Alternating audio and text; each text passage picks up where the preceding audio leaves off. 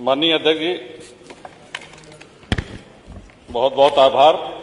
और आपने हमेशा बराबरी का व्यवहार किया है, तो हम भी ये अपेक्षा करते हैं कि जैसे 10 मिनट 11 मिनट आप लोग बोले तो आपसे किसकी बराबरी हो सकती है? आप बीच में टोक देते हैं तो अब लड़खड़ा जाएंगे। आपसे किसकी बराबरी हो सकती है? किसी की नहीं हो सकती। माननीय नेता सदन ने विजन डॉक्यूमेंट पे ये 24 घंटे का ऐतिहासिक चर्चा करा करके ये पूछना चाहा है हम सभी लोगों से।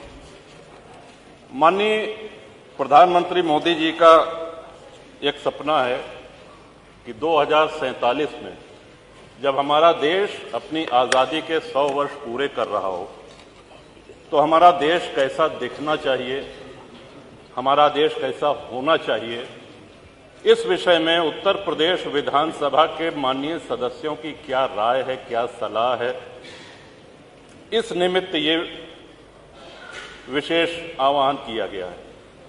श्रीमान, कल से हम सभी लोग देख रहे हैं, बहुत से माननीय सदस्य तो इसमें ऐसे बोल रहे हैं जैसे ये बजट पे बोल रहे हों या धन्यवाद प्रस्ताव के विरोध में बोल रहे हों। हम लोगों को अपनी राय देनी है, अपने सुझाव देने हैं। वो सुझाव यदि मानने लायक हुआ तो मानेंगे, नहीं मानने लायक हुआ कोई बात नहीं। इस तेजी से बदलती हुई दुनिया में नई तकनीकें आ रही हैं, उसमें हम कैसे आज विश्व के साथ खड़े रहें। आज हमको अपने अंदर सुधार क्या करना है, व्यवस्था में क्या परिवर्तन लाना है, कैसे हम विश्व के अग्रणी देशों में अपनी गिनती कराएं, कैसे हम विश्व गुरु बने जो कि पहले भारत था।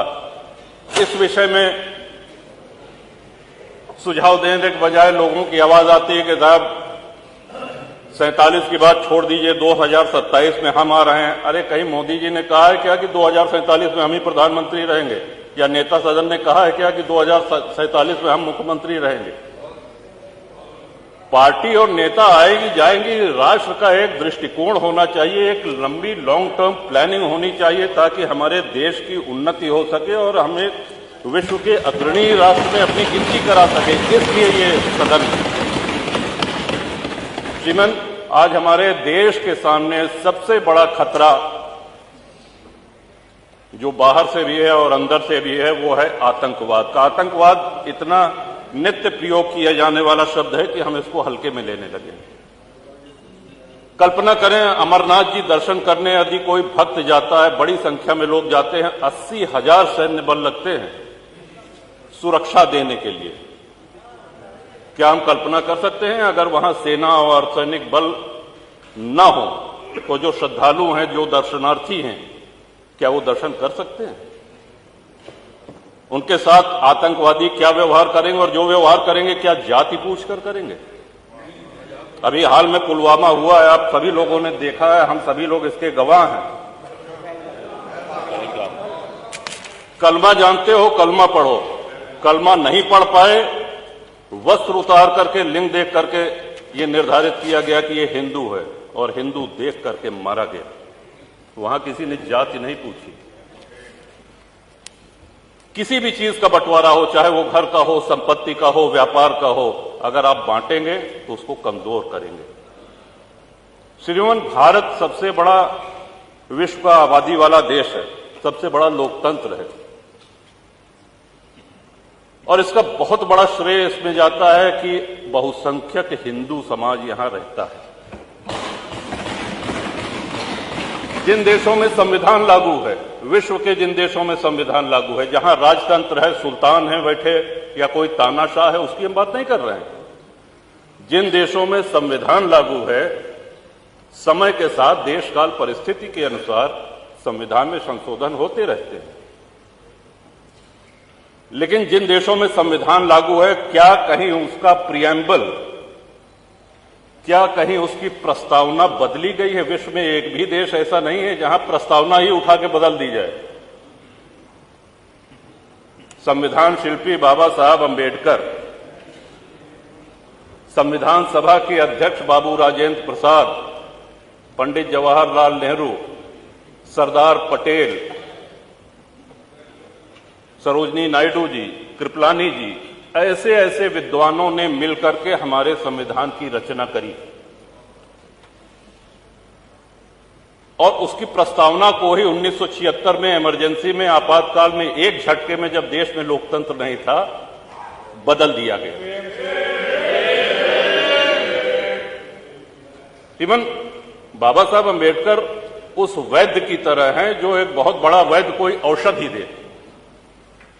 अब आप पहुंच जाइए बीच में कि नहीं साहब इनसे बड़े तो हम वैद्य हैं, इन्होंने क्या कहा, ये गर्म पानी के साथ लेना है, गर्म नहीं ठंडे दूध के साथ लो। कहने इसमें क्या है, कहने इसमें अदरक मिला दो, इसमें क्या है, लहसुन प्याज मिला दो। तो जो वैद्य ने दवा दी है उसकी तो ऐसी तैसी हो गई। इतने बड़े, और 2047 में सबसे जरूरी है भारत की जनता को जागरूक करना। लोकतंत्र के साथ जब भी कुठाराघात होता है, जब भी उपहास होता है लोकतंत्र का, जनता को बोलना पड़ेगा, बोलना पड़ता है। नेता कितना भी मजबूत हो, राष्ट्र कितना भी मजबूत हो, लेकिन राष्ट्रवासी वो जागरूक हों, मुखर हों। और इसके पीछे शिक्षा प्रणाली एक बहुत बड़ा कारण है। मैकाले की शिक्षा प्रणाली ने हमको हीन भावना सिखा दी है। आज हमारे गुरुकुल बंद हो गए हैं। धीरे धीरे ये प्रयास हो रहा है कि हमारा गौरवशाली इतिहास आज हमारे बच्चों तक पहुंचे और उसके लिए इंटरनेट जैसी कई सुविधाएं उपलब्ध हैं। श्रीमान, भारत में लगभग हर प्रमुख धर्म का व्यक्ति रहता है। हिंदू हैं, मुसलमान हैं, सिख हैं, ईसाई हैं, लेकिन किसी भी जैन हैं, किसी भी अन्य धर्मानुयायी के धर्म स्थल से पैसा नहीं लिया जाता है। कहीं आपने सुना है मस्जिद से पैसा ले रही है सरकार, चर्च से पैसा ले रही है सरकार? लेकिन 4 लाख के ऊपर हिंदू मंदिर ऐसे हैं जो सरकारी नियंत्रण में है और सरकार चढ़ावे का पैसा उनसे लेती है। जो भक्त जाता है, जो दर्शनार्थी जाते हैं, वो ईश्वर के प्रति अपना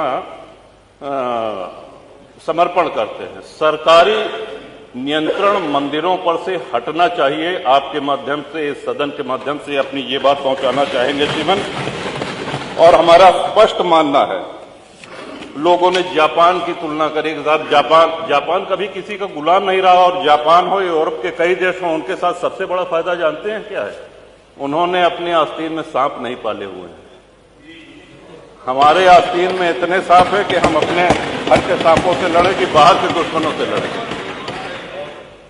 आपका इशारा हो गया श्रीमन, 2 मिनट। बहुत अच्छे इशारा समझते हो। अंग्रेज जब भारत में आए, उसके पहले हमारी जीडीपी विश्व की जीडीपी के 30% से अधिक थी। पूरा व्यापार हम करते थे, और जब गए तो लगभग 1-1.5% बचे थे। हम कंगाली पे आ गए थे। अंग्रेज जब आए तो 60 से 70 हजार अंग्रेज सैनिक थे कुल, और उस समय अविभाजित भारत की आबादी 60 करोड़ थी। 1857 की गदर के बाद, स्वतंत्रता संग्राम के बाद, वो संख्या अंग्रेज सिपाहियों की 80,000 से 1 लाख हो गई। आप कल्पना करें, 60 करोड़ लोगों पर 1 लाख अंग्रेज सैनिक हुकूमत करते रहे, हमारा खून चूसते रहे। क्यों? क्योंकि हम मौन रहे, हम निष्क्रिय रहे। और आजादी के बाद भी हमको अहिंसा का एक ऐसा पुट पढ़ा दिया गया कि अहिंसा परमो धर्मा। हाँ ठीक है, अहिंसा परमो धर्मा है, लेकिन इसकी दूसरी पंक्ति है अहिंसा परमो धर्मा धर्म हिंसा तथैव च। इन्हीं शब्दों के साथ आपका आभार व्यक्त करते हैं श्रीमन। और कुंभ की चर्चा आई तो कुंभ में मैंने प्रवास किया श्रीमन। देश विदेश में कुंभ की चर्चा हुई, प्रशंसा हुई, और एक छोटे से छोटे सफाई कर्मी से लेकर के बड़े से बड़े अधिकारी ने अपनी पूरी ऊर्जा लगा दी। मैं समझता हूं कि इतने बार तुम माननीय नेता सदन गोरखपुर नहीं गए होंगे जितनी बार प्रयागराज गए। सुबह न देखा न शाम देखा, हमेशा पहुंचते रहे। और अद्भुत व्यवस्था, 60 करोड़ के ऊपर श्रद्धालुओं ने पतित पावनी मां गंगा में स्नान किया। इतना बड़ा जमावड़ा सनातनियों का, लेकिन कहीं ये नारा सुनने को मिला कि साहब इस मजहब के, इस धर्म के लोगों को हम नहीं रहने देंगे। कहीं किसी दूसरे धर्म, किसी दूसरे मजहब के किसी धर्म स्थल को कोई नुकसान पहुंचाया गया? एक नारा कहीं लगा? यही सनातन की, यही हिंदू धर्म की महानता है। और श्रीमन, भारत इसीलिए धर्मनिरपेक्ष राष्ट्र है क्योंकि हिंदू बाहुल्य है, सनातन बाहुल्य है। हम 2047 में विजन में जो योगदान देना चाहते हैं, हम इस महान सदन के आदरणीय सदस्यों के माध्यम से जो सलाह पहुंची है, उस सलाह में अपनी अंतिम एक बात अवश्य जोड़ना चाहेंगे कि कृषि भूमि हमारे देश में कम हो रही है, नगरों का, गांवों का निर्माण हो रहा है, प्लॉटिंग हो रही है, सड़कें निकाली जा रही हैं, हमारी आबादी बढ़ रही है, लेकिन हमारी कृषि भूमि में कमी हो रही है। इस चिंता को भी ध्यान में रखें और इस सदन के माध्यम से माननीय जो नीति निर्धारक हैं, जो केंद्र में बैठे हैं, आदरणीय प्रधानमंत्री जी, वो भी अवगत हों। आपने अवसर दिया, बहुत बहुत धन्यवाद। माननीय नेता प्रतिपक्ष।